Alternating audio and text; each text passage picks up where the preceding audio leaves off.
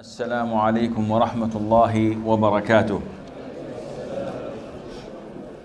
We move on, inshaAllah Azza wa Jal, to talk about the following chapter that deals with shaking hands with children, as found in chapter 439.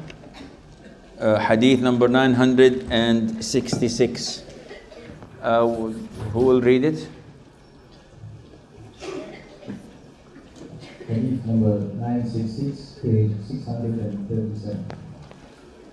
From Salamah bin Wardan, who said, I saw Anas bin Malik shake hands with some people, and he asked me, who are you? I said, the Mawla of the Banu Layth. He stroked my head 3 times and said, may Allah bless you. Mawla. What does Mawla mean?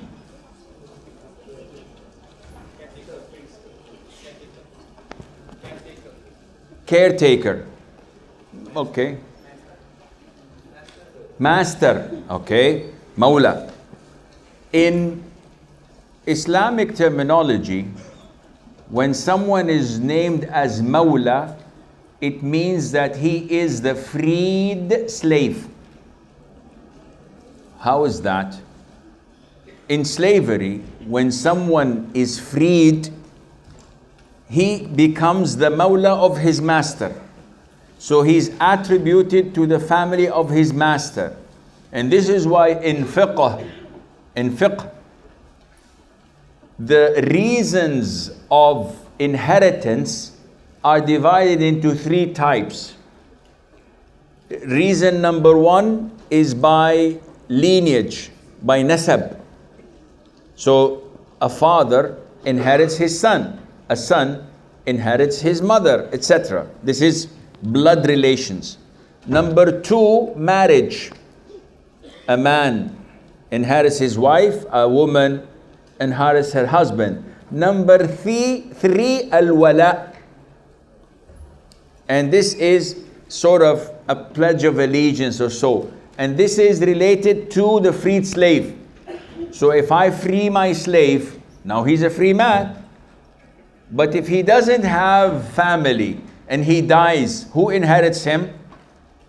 I inherit him. Do you know the story of Barira? No, Barira was a slave woman who came to Aisha to serve her from time to time. One time, she went to her master and she said to them, how about if I buy myself out of slavery?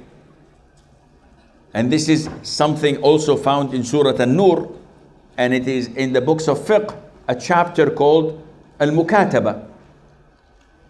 So they agreed. So she went to Aisha and she said, Mother Aisha, will you help me in freeing myself by giving me the installments that I promised my masters to pay them every month? She agreed for like 12 installments in a year. But she doesn't have a job. So Mother Aisha told her, I'll tell you something better. I will buy you off. I will pay for you the whole amount. So she went to their masters and told them that Mother Aisha wants to buy me off from you. So instead of 12 months, she's going to give you the whole amount in cash. They said, no problem, but the wala is for us. She buys you off, she frees you, that's good for her. But still, we become your mawla. We become the one to inherit you if you die. And the remaining of the hadith was that the Prophet was angered by this, and he said, buy her off and tell them, yes, you accept the condition, because this condition is void, it is invalid. And then the Prophet said, alayhi salatu wasalam, why do you make conditions that are invalid in the book of Allah? Any condition that is invalid according to the book of Allah is void. Why do we bring this topic? We bring this topic because of the word of Mawla. So Mawla, one of the meanings is the master. I am your Mawla. In the hadith on the battle of Uhud, when the idol worshippers thought that the Prophet was killed because of the injuries that he sustained, the Prophet told them, do not speak, do not announce it, because now they were not actually engaged in fighting. So Abu Sufyan came. He said, is Muhammad alive? The Prophet said, do not answer him. Is Abu Bakr alive? The Prophet said, do not answer him. Is Umar alive? The Prophet said, do not answer him. Abu Sufyan said, if these are dead, then we have won. Umar could not control himself. He said, no, they are alive and they will kick your ass, in my interpretation. You know Umar, he was really tough. So he started to say things, and the Prophet ordered them to say things.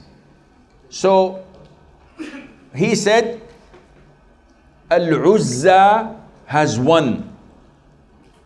Uzza is their idol. The Prophet said to him, say, Al-Izzatu lillah wa la izzata lakum. Pride and honor is for Allah and nothing for you. And part of the things that they exchange, the Prophet said, tell him, Allahu mawlana wa la mawla lakum. Allah is our Lord and you guys don't have a Lord to worship.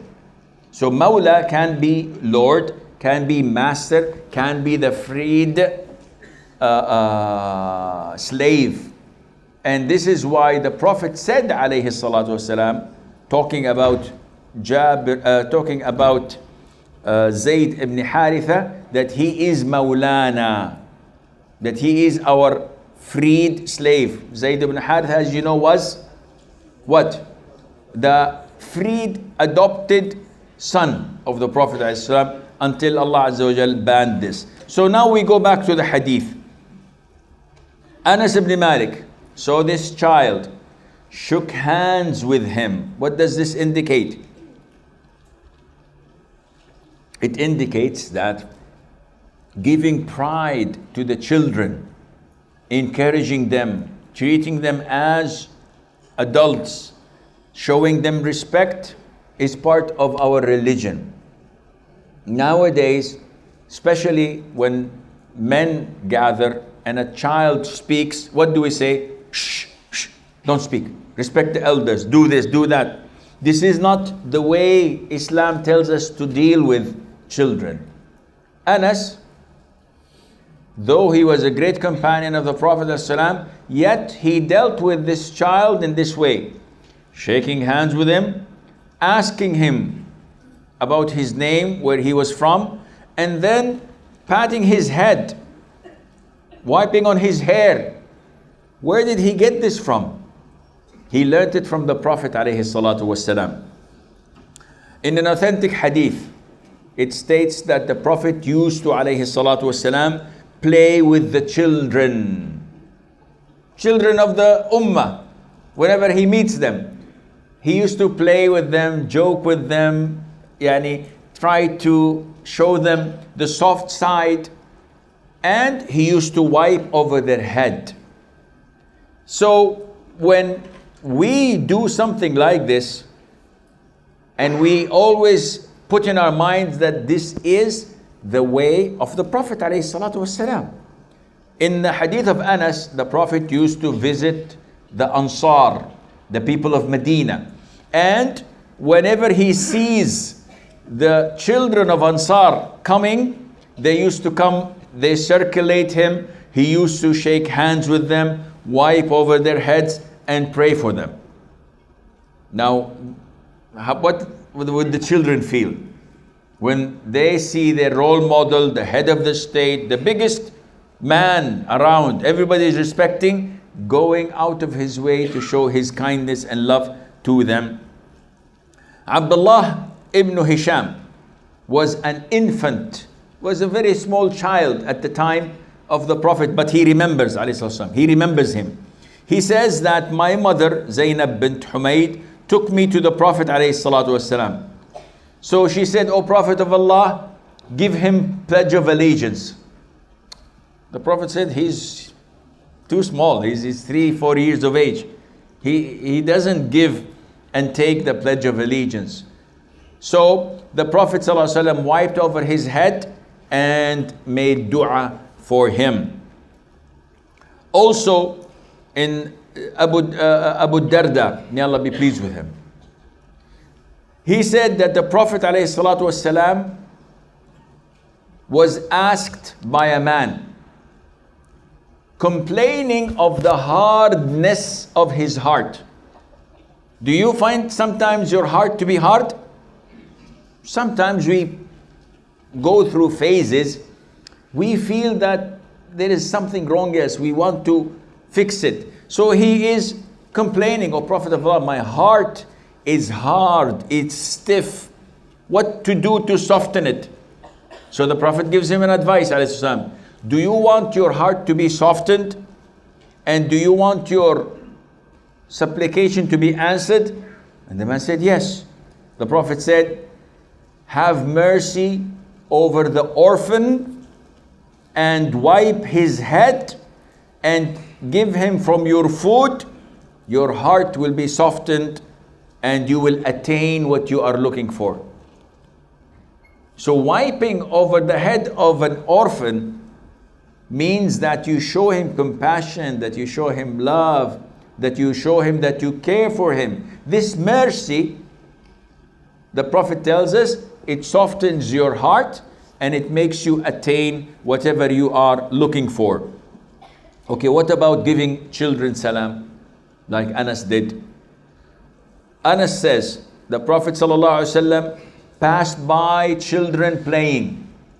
So he stopped and gave salam to them. Imagine the president or the king or the prime minister passing by children playing football or here badminton. And he stops and says, Assalamu alaikum wa rahmatullah. How would they feel? They will feel 100% devotion to this person who is giving them time to give them salam and to look after them and to care for them. Also Anas says, I was playing once with the boys and the Prophet stopped and gave us salam. And this shows you the wisdom and the character of the Prophet alayhi as-salatu was-salam. The Prophet in his seerah, which we need to study thoroughly, used to go out of his way to care for children. He was once given a piece of cloth, which is a little bit expensive. So he said, who should I give it to? I will not wear it. Who should we give it to? Then he said, alayhi salatu wasalam, when they did not answer him, bring me Khalid. Who's Khalid? Khalid was a 6-year-old girl who went with her parents to Abyssinia in Hijrah and came back. So when they brought her to him, the Prophet gave her this piece of cloth and say, MashaAllah, this is Sana. Sana in Abyssinian language, it means beautiful. So the Prophet is even speaking in a different language with this child so that she would understand. Though she was Arab, but she was raised in Abyssinia. Sana Khalid, Sana. And he was telling her, you may wear until it is worn out. And no woman lived longer than her. May Allah be pleased with her because of the dua of the Prophet alayhi as-salatu was-salam. Also, Mahmud ibn al-Rabi', he is 5 years old.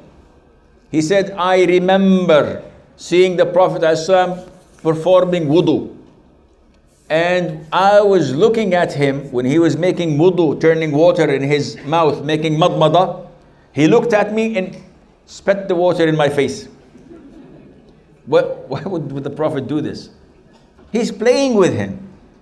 And of course, this water is barakah from the Prophet ﷺ. Imagine if the Prophet throws this water from his mouth on you. This is barakah. You seek Allah's blessing out of that. And he remembers nothing except seeing the Prophet ﷺ and spitting water playing with him like this. The Prophet ﷺ, when we look at what Anas did, this is not something out of the blue. This is how they learned it from the Prophet ﷺ. Being serious with children is not good. It is not part of the Sunnah. Anas, may Allah be pleased with him, said that I had a small young brother, and this brother of mine had a bird in a cage, and the bird died. So my 4-year-old brother was saddened by it. So the Prophet, whenever he visited us, sallallahu alaihi wasallam, he used to joke with my 4-year-old brother. He said, Aba Umair, his name is Aba Umair. ماذا فعل النغير? What did the bird do? So the boy says, it died. So he asks him often and often and often and often, part of joking with the child. This is way of the Prophet ﷺ in being kind and merciful with the children. This hadith of Abu Umair, by the way, Imam Ahmad, he was visited by Imam Shafi'i. So the slave girl put wudu in front of the bedroom of Imam Shafi'i so that he makes wudu for night prayer and then for Fajr. And then in the following day, the maid talked and said to Imam Ahmad, this is the Imam you are boarding us to death with. He's the greatest Imam of the world. He is Shafi'i, he is Faqih. He said, yes. Why? She said, he is a bad man. Imagine that he went from Isha till Fajr, he did not perform wudu, meaning that he did not pray night prayer. What kind of an Imam does not pray night prayer and makes witr? The Imam Ahmad laughed and did not comment. And after that, he spoke to Shafi'i and he said, by the way, my maid said so and so and so about you. And Imam Shafi'i, to the surprise of Imam Ahmad, said, that's true, I did not pray night prayer last night. But do you know why? He said, I spent the whole night contemplating about the hadith of the Prophet ﷺ, Ya Aba Umair, ماذا فعل النغير, and I came up with 80 beneficial points and lessons to be learned from this hadith. He did not pray night prayer, contemplating on a hadith, and he came out with 80 plus lessons. Which means that what is better for the ummah? Praying 100 rak'ah between you and Allah, or coming out and coming up with 80 plus lessons? And what kind of lessons can you get out of Ya Aba Umair ماذا فعل النغير? What kind of mentality and thinking and intellectuality he had? Al-Hafiz ibn Hajar, may Allah have mercy on his soul, who is one of the great Shafi'i scholars, whose greatest book is Fathul Bari, Sharhu Sahih al-Imam al-Bukhari. He used to be known as Amirul Mu'mineen in Hadith. He had books in Mustalah al-Hadith. He had books in Al-Rijal, Kitab Tahdhib al-Tahdhib, among so many books of his. He said, I wrote down up to, I think, 90 lessons learned from the hadith. Listed it himself. So he added few to what Ash-Shafi'i might have. What can you obtain of this hadith? He said, first of all, the lesson number 1, talking to those who cannot be accountable. He's 4 years old. The Prophet is talking to him. And giving a nickname to the children. His name is Aba Umair, the father of Umair. He's 4-year-old, which means that it's permissible. The ruling on hunting in Medina. In Mecca it is haram. Is it hunting in Medina halal or not? It is halal because the boy had a bird in a cage, and then he said, no, this bird might have come from out of haram. So those who say that it's halal don't necessarily have a reason for that. The ruling on captivating animals and keeping them. So one asks you, is it permissible to have birds in a cage, parrots, etc.? You say yes. So what's the evidence? This hadith. And he kept on listing and listing and listing. And this is his one hadith. And a hadith that no one would ever think that has any benefit in it. Aba Umair, ماذا فعل النغير? What is this? But it shows you how hard the scholars of Islam used to try and to get the benefits from the Quran and from the Sunnah. Also, the Prophet ﷺ used to joke with Anas. And he used to say, oh, the person with 2 ears. How many ears do you have? But when we say you have 2 ears, meaning that your ears are long or big or wide. But even if your ears are normal, when you hear this, you have 2 ears, you make you feel a little bit awkward. You look in the mirror, maybe something happened to it. So the Prophet used to joke with this 10-year-old Anas ibn Malik, may Allah be pleased with him. The Prophet was very merciful with children. Do you have any recollection of a story that you can remember of his kindness with children or mercy upon children? We're not getting angry with Anas when he told him to do something, sent him on an errand, and after a while Anas was playing with the boys and the Prophet came to him and he said, what did you do? I said, this is, I'm on my way. No, this is tolerance. This is not mercy and kindness. You see, people are sleeping after lunch. I know the feeling. But you have to think. Don't you recollect one story where the Prophet,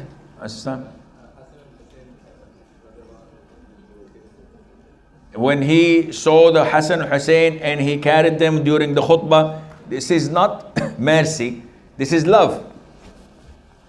For example, one of his daughters sent to him that my son is dying.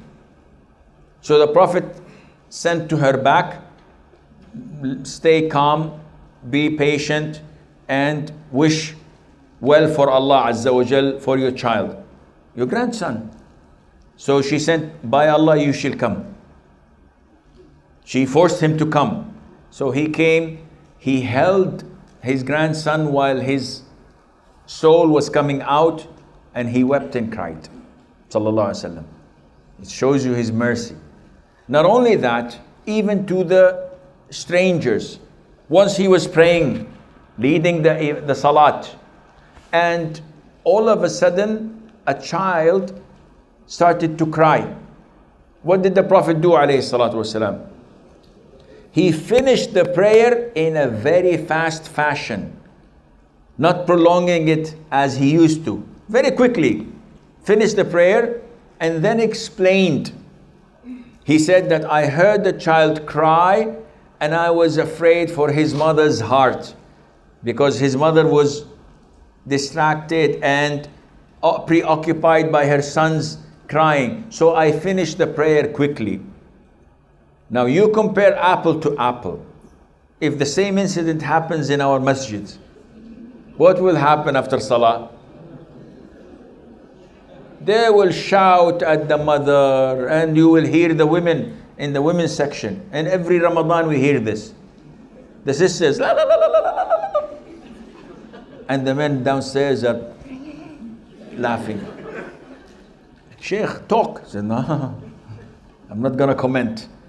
I can't comment. They will put their fire on me. And the sister's voice is raised. Even the men. If a man brings his child, you will find the men after salat shouting at him, Ya akhi, don't bring your son. Ya akhi, this is haram. Allah Azza wa Jal will punish you for that. What is the sunnah? The Prophet ﷺ to hastily finish the prayer so that he would not bother the parent, the father, the mother. And I told you this story, I think last year, or I told someone else, I don't remember. In my masjid, I prayed once Isha. And during the salat, a girl started crying behind me. Yani, definitely she came with her father. So, following the sunnah, I concluded the prayer very quickly. So instead of finishing the prayer as usual in 5 minutes, I finished it in 2 minutes. They called me the Ferrari Imam. Now with Tesla is even faster. So I finished the prayer according to the sunnah. The prayer was correct, but quickly. Wallahi, after I finished, one of the elders, as usual, the grumpy grandfather, started shouting in the masjid, Ya akhi, fear Allah, don't do this, what are you doing? You've distracted us. It was a 4-year-old girl with a 7-year-old or 6-year-old girl, and with their father. The man did not say a single word. He took his daughters and left. But after this, grumpy old man made a scene in the masjid. Everybody was looking. You know what happens in a masjid when someone shouts and everybody. And we are professionals in making scenes.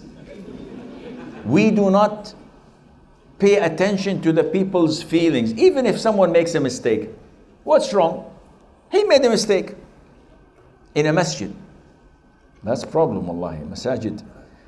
I was praying in a masjid, not as an imam, and all of a sudden, one in the congregation, mobile went on.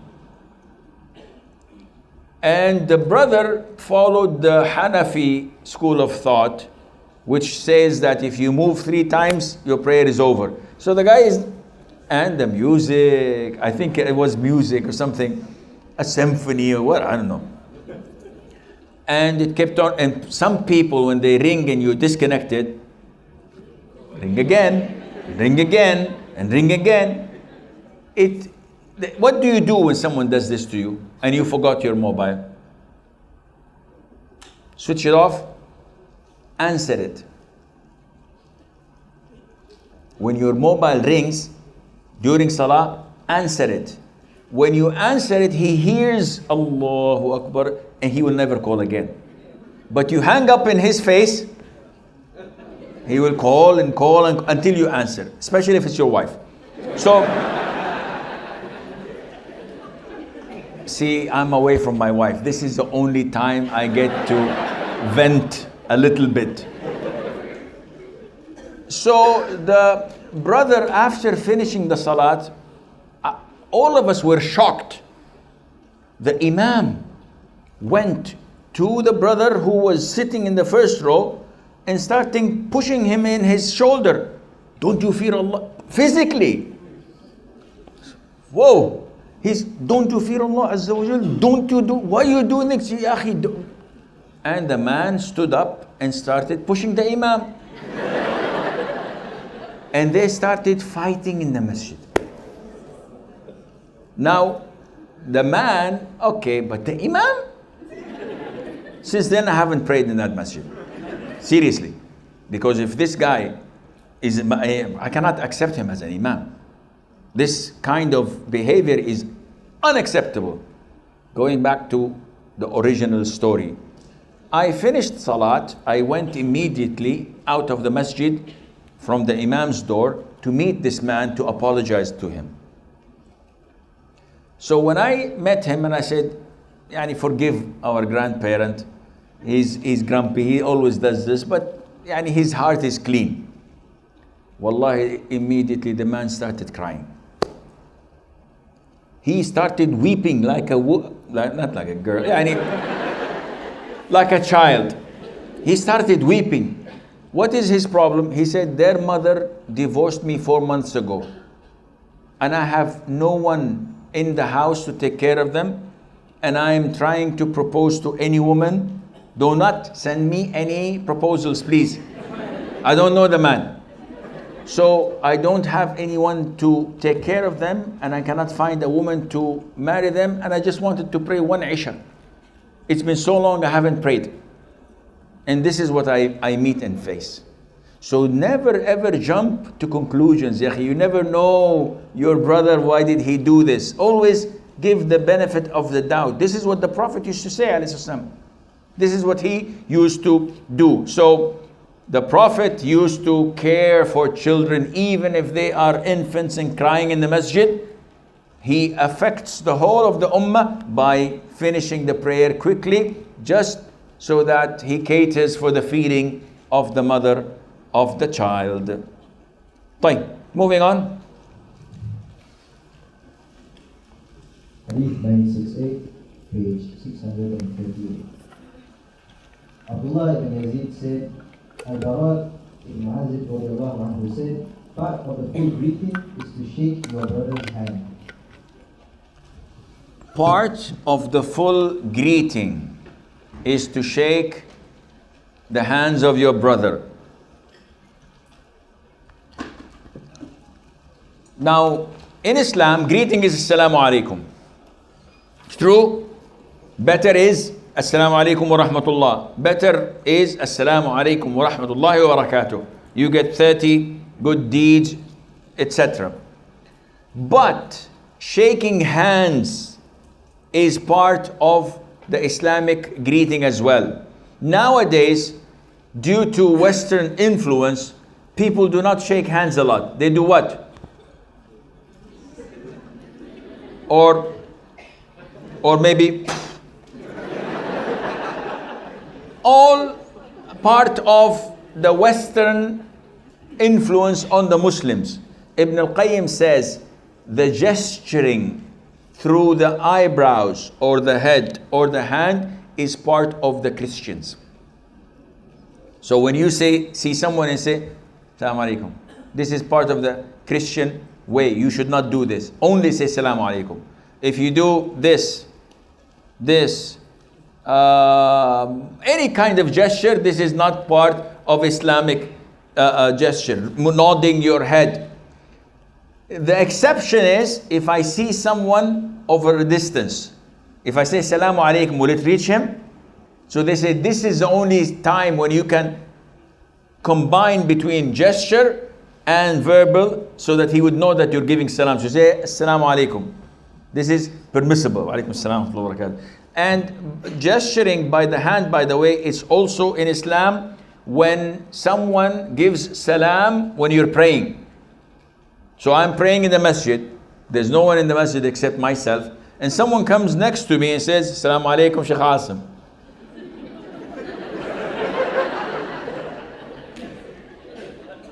This is his IQ. I do not blame him for that. Islamically, what should I do? Is this. The Prophet ﷺ, whenever he used to pray and someone gives salam, he replies by raising the hand in the prayer. This is an exception. Other than that, no. We give salam through giving the verbal Assalamu alaikum. Now, is there any benefit from shaking hands? Listen to this hadith. The Prophet said, alayhi salam, no two Muslims meet and shake hands with one another, Allah Azza wa Jal would forgive their sins before they separate. Allah would forgive their sins before they separate. By doing what? By shaking hands. Nowadays, when we meet Muslims, we say, Assalamu alaikum. What is this? Move, extend your hand. Say, no, Assalamu alaikum. From away. This is cultural, right? They do this instead of this. No. The way of getting Allah's forgiveness for your sins by shaking hands. Do we shake one hand or two hands? One says the more is the better. Put your feet as well. Batteries. Service here is very bad. Why not use Duracell? It lasts longer.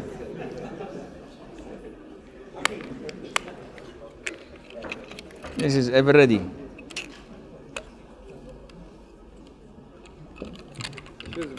Yeah, it's turned off. Okay. You buy cheap, you get cheap. What do you want? It's a good point, but I didn't buy it. You got it for free. Wallah, mashallah. Nothing beats free. All right, there you go. Just check Where was I? What, the other one? Please be alive. Tesla. All battery. Jazakallah khair. We will come to that inshallah. Where was I? Shaking hands with one or two. Two is cultural. One is the sunnah, but two is cultural. This is found in India, in some countries. Is it prohibited or not? This is permissible. We do not say it's sunnah, you're getting more reward, and we do not say it is an innovation, you should avoid it. If you do it, sometimes it shows your affection to someone when you do or use two hands. Now, let me finish what I have in front of me. Anas ibn Malik, may Allah be pleased with him, was asked, was shaking hands a common practice among the companions of the Prophet ﷺ? Anas said, yes, it was. Narrated by Al-Bukhari. And the Prophet said ﷺ in a similar hadith, when a believer meets another mu'min, another believer, and he shake hands with him and he takes his hand in his hand, their sins will fall down like the leaves of a tree. So all of the sins would go down. And this is part of the sunnah. Coming back to the issue of hugging. The Prophet ﷺ did not used to hug his companions. It's only shaking hands if you wish. Hugging is only recommended and permissible when you meet someone coming from travel. This is the sunnah of the Prophet ﷺ.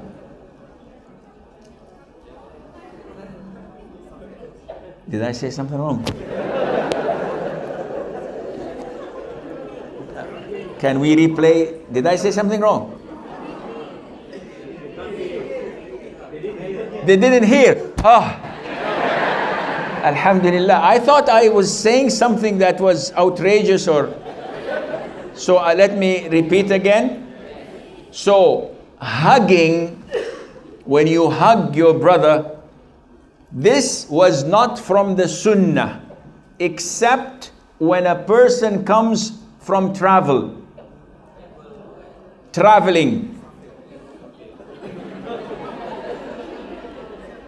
Am I doing anything wrong?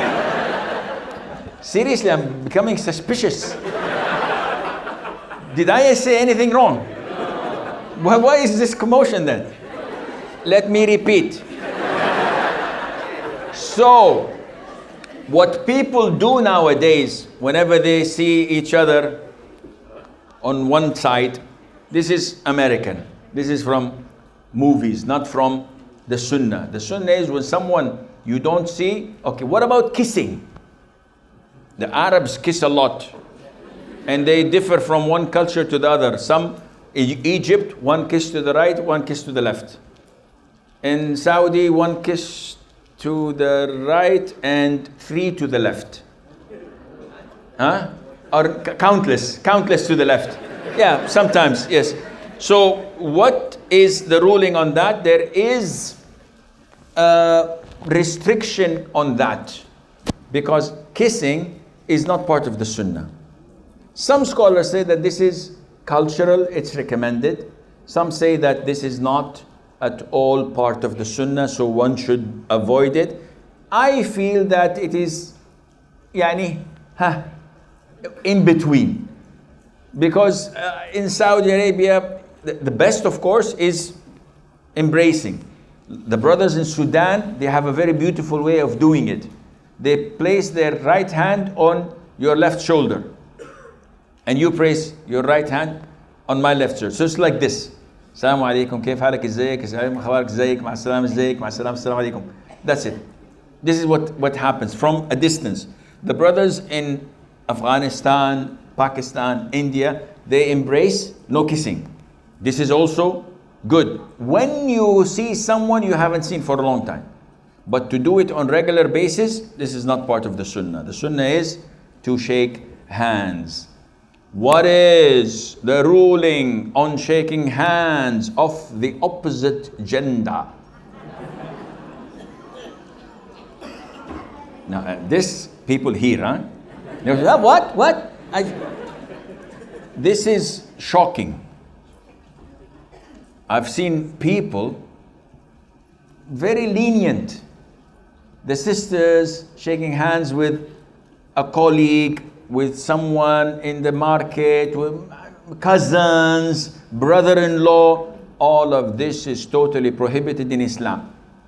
The Prophet said, alayhi salatu wasalam, it is best for a man to be stabbed in his head with a needle of steel rather than touching a woman that is not permissible for him.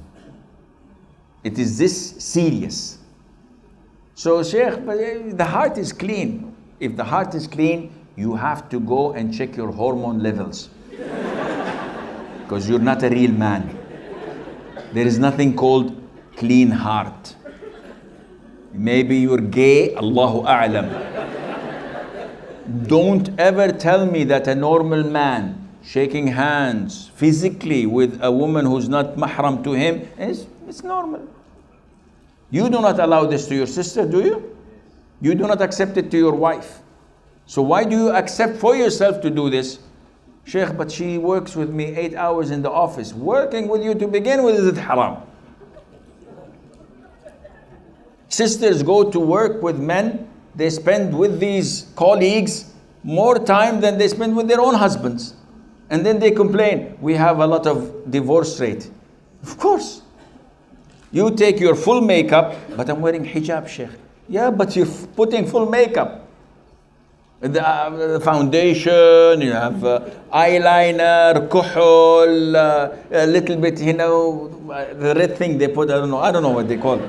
I know them in Arabic, see. I have 13 daughters, so I know everything that goes behind the scene. MashaAllah, tabarakallah.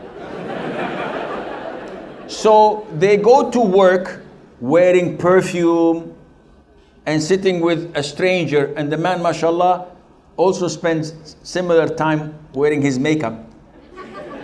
And he goes to work and they spend 8 hours doing what? Working? Maybe, but they come to form a bond after a while. This is human nature. I'm going for lunch. Would you like me to bring you some sandwiches? MashaAllah, tabarakallah. Tell you what, let's not go to lunch together. It's cheaper. There's a package deal. And then divorce takes place. She goes home. She sees this orangutan monkey. And she compares him to the one in the office. No. She complains. See, now this is funny, but this is what's happening. I do marriage counseling. And I sit with a lot of couples. And this is exactly what happens. I was once driving in my big suburban car, American muscle car, and this Audi comes from behind me and honks me and gives me high beam, light beam. So I gave him way, but he still keeps on doing it. So I thought, this guy wants to fight, I'm ready for a fight.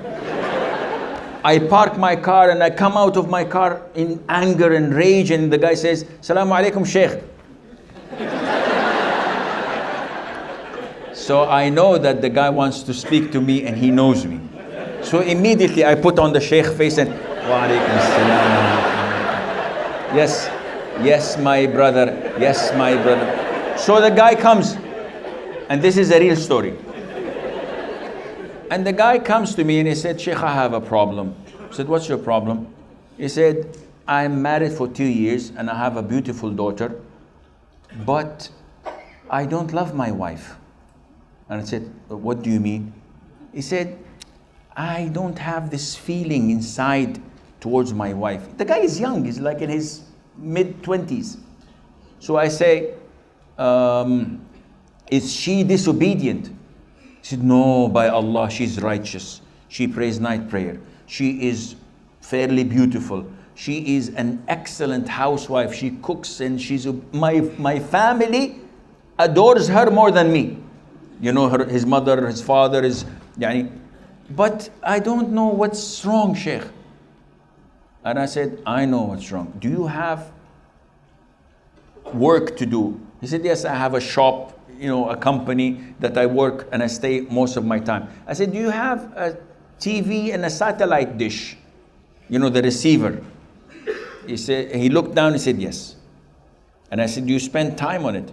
He said, watching movies and video clips and so on. I said, this is the reason, my friend. You see things and then you go and compare what you have. Definitely you start to evaluate and you think that what you have is nothing compared with what you see. This is where shaitan comes and gives you this feeling. You must fear Allah Azza wa Jal. And I gave him a 5-minute cliche of advice, asking him to divorce her so that Allah would grant her a better man than you, because seriously you don't deserve her. And the guy was shocked as usual, and alhamdulillah, he accepted it and he realized this is what mixing does to you. And this is when you see something, wallahi, even if she is the ugliest person on earth, shaitan will beautify her for you. And he said, see, your wife doesn't have what she has. While your wife might be a beauty queen compared to her, but shaitan comes. This is how he works. In the same fashion with men and women. Therefore, do not underestimate the power of shaitan. Shaking hands is totally prohibited among the non-mahrams. Let it be cultural. A lot of the brothers from Europe say that we may lose our jobs if we don't shake hands. This is cultural. If you see someone and she extends her hand and you don't shake hands, they consider it as an insult. And I might lose my job. What should I do? What do you say? Rizq is from Allah. Not only that, I ask the people who say this, what happens if you live in Mexico or in Spain? In Spain, they don't shake hands. They have to kiss. So if someone comes to you and you're Spain and she says, oh, hola, hola, you have to kiss here and there. So she said, cultural, okay. No, it's not okay. You have to draw the line. Your religion comes first. Your priorities come first, whether they like it or not. And this is why if you're in business transaction, you're in business meeting, you're forced to meet with a woman, and she comes, akhi, the moment she's introduced to you, this is so-and-so, keep your distance high. Do this. But if you say, hi, she's going to do this, what will you do? Then you put yourself in harm's way. No, you have to draw the line. You have to be more reserved, conservative. And at the end of the day, if you are okay with being stabbed in your head with a needle of steel, it's okay with me. طيب, moving on. Hadith 980, page 646. Abu Hurairah radiallahu anhu said, the Prophet sallallahu alaihi wasallam said, you will not enter the garden until you believe. Okay, change the garden, huh? The word garden is a little bit ambiguous. When you hear the garden, what do you think? It's a garden outside. University, mashallah, has a lot of gardens. So I will not enter the garden. I'm already in the garden. No, what is meant is Jannah. Jannah in linguistically is a garden. Surah Al-Kahf. He had 2 gardens, meaning 2 farms. Jannatan. And Allah says, وَلِمَنْ خَافَ مَقَامَ رَبِّهِ جَنَّتان. and to those who fear Allah's position will get 2 gardens. But the gardens in our English, gardens of Eden, paradise. So paradise usually is a better translation. Yes. You will not enter paradise. You will not enter paradise until you believe, and you will not believe until you love one another. Shall I not show you something that will make you love one another? Okay, I wrote in my translation, shall I tell you about something that will make you love one another? That's easier English. Shall I tell you about something that will make you love one another? Yes? Shall I tell you about something that will make you love one another? They said, yes, Messenger of Allah. The Prophet said, spread the greeting amongst yourselves. Okay, in between brackets, spread the greetings. In between 2 brackets, spread salam. Because greeting can be good morning, can be howdy, can be kale, can be aba khabar.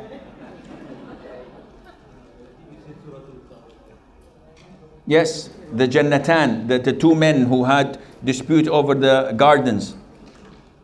The ayah I quoted is Surah Al-Rahman. No, I spoke before that and I said about the Jannatan of the 2 men in the 4 stories of Surah Al-Kahf. Okay. طيب. First of all, spread salam. What is salam? In Arabic, salam means assalamu alaikum, the greeting. And another meaning of salam is peace. So when we have war versus peace, peace means salam. The hadith is indicating spreading peace, which is versus war, or the word of greeting.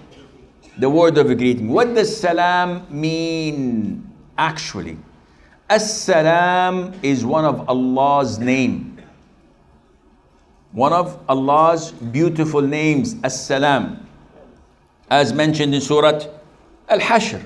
In the هو الله الذي لا إله إلا هو عالم الغيب والشهادة هو الرحمن الرحيم هو الله الذي لا الملك القدوس As-salam. So Allah is As-salam. So what do we mean when we say As-salamu alaykum? We mean that you are in Allah's protection and Allah is taking care of you. So this is like saying Allah ma'ak. Allah is with you. And some would say in other cultures, Allah hafiz. In the Urdu, they say Allah hafiz. The wrong way is Khuda hafiz. Khuda is not a name of Allah. So you cannot use this. Allah's names are fixed. We cannot come up with new names to Allah Azza wa Jal or describe Allah other than what He had described Himself. The Prophet said alayhi salatu wasalam, in an authentic hadith, As-salam is one of Allah's name. He placed it on earth for you to spread upon you or among yourselves. So the best greetings for us as Muslims is Assalamu alaikum. And when the Prophet said alayhi salatu wassalam, what is it? Spread the greeting among yourselves. What does this mean? Come on, you don't have to be a rocket scientist.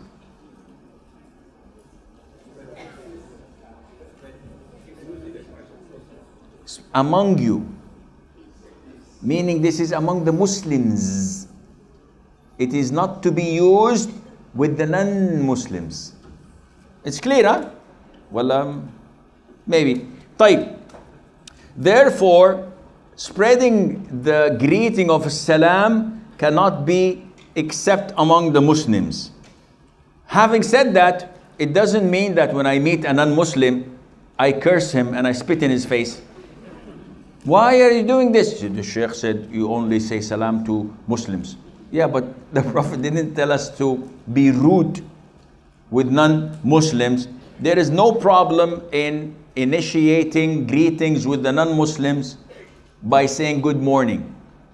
good day, with the intention to call them to Islam, to make them feel that Islam is a friendly religion. But to bring to them or to initiate Assalamu alaikum to them, this is prohibited. This is not permissible at all. The Prophet ﷺ was asked, which among Islamic etiquettes is best? What is best among the Islamic etiquettes? The Prophet said ﷺ, feeding the food and spreading the greeting of peace upon those you know and those you do not know. And unfortunately, I've been coming to Malaysia a lot, fortunately, but unfortunately, when I see Muslims in the lift, in the hotel, in the market, and I look at them, Assalamu alaikum, they do this. Rarely you find people exchanging, I don't know why. And the Malay are usually friendly people. But when it comes to Islamic terminologies and salam, they are a little bit reserved. And this is wrong. Now today here we're learning a very important etiquette. Spread the word, the greeting of peace. Anyone who you think is a Muslim, you should do what? Assalamu alaikum. And this is a habit. Those you know and those you don't know. Even a sister sees another sister and she doesn't say Assalamu alaikum. Why? She's hijabi. I don't know if she's Muslim or not. Excuse me. Yani we men have difficulties recognizing if he's a Muslim or not. Because not everyone you can tell. But if you are in a predominantly Muslim country like Saudi Arabia, if I see someone, do I give Salamu alaikum? Definitely yes. If he is a janitor, if he is whatever, how would I know he's Muslim? I don't have to. The majority are Muslims, so I suspect that he's a Muslim, so I give it the benefit of the doubt. But here, if you're a Muslim hijabi sister, you see another Muslim hijabi sister, you smile and say Salamu alaikum. Spread the word of peace as the Prophet said, As-salam is one of the characteristics of the Ummah of Muhammad. Sallallahu alayhi wa sallam. Do you know that? The Prophet said, the Jews did not envy you over anything more than two. Salam and Ameen. Two things in our religion. And a lot of the Muslims, the Imam says, غَيْرِ الْمَغْضُوبِ عَلَيْهِمْ وَلَا الضَّالِّينَ. He said, what's afterwards? Come on, finish. Let's finish. Alhamdulillah. Some of the brothers even in Surah Al-Waqi'ah say Ameen. ثُمَّ إِنَّكُمْ أَيُّهَا الْمُكَذِّبُونَ الضَّالُّونَ. In Fajr, Imam is reciting this and the guy said, Ameen. And then he wakes up. Oops. Too late. So the Jews are envious. Imagine.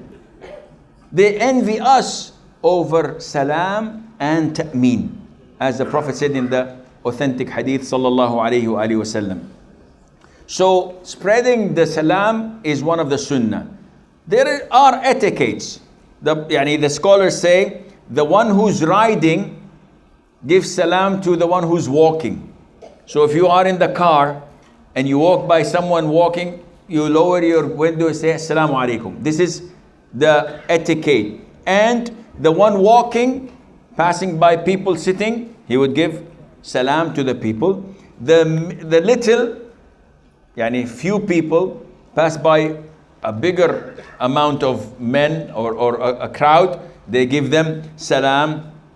And the young give salam to the older.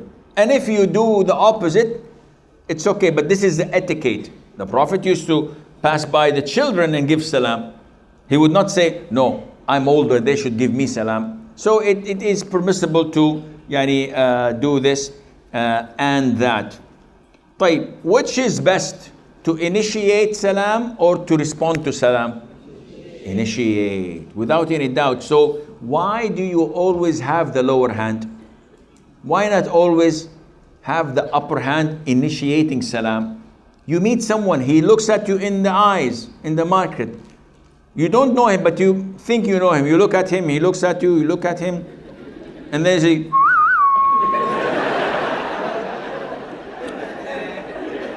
what are you doing? You said, I'm trying to establish contact. Let's see who will look down first. Akhi, this is not a showdown. You're a Muslim.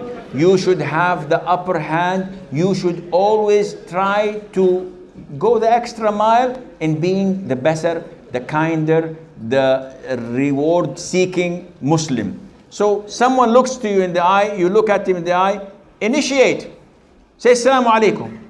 Why wait? There is something wrong in us. We always want people to come to us rather than we come to them. Islamically, you begin with the salam. This is exactly what was mentioned in the Prophet ﷺ's hadith. When he said, it is not permissible for a Muslim to abandon, to boycott his Muslim brother for more than 3 days. And the best one of them is the one who initiates salam. Question, why did the Prophet ﷺ say 3 days?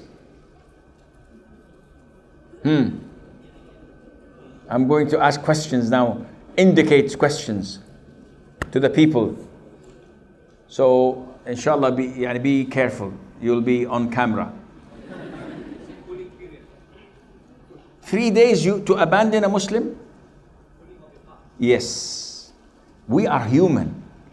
If I'm angered by the brother for something he did, it is unhuman to say, no, you're an angel, you're a sweetheart, forgive him. I need time. So Allah Azza wa Jal gives us 3 days to cool down, to forget, to try to reassess. Once you reassess, more than that would be what? Sinful. So the best of us who would initiate salam, because this means that I have the upper hand. And those who do not offer salam are stingy.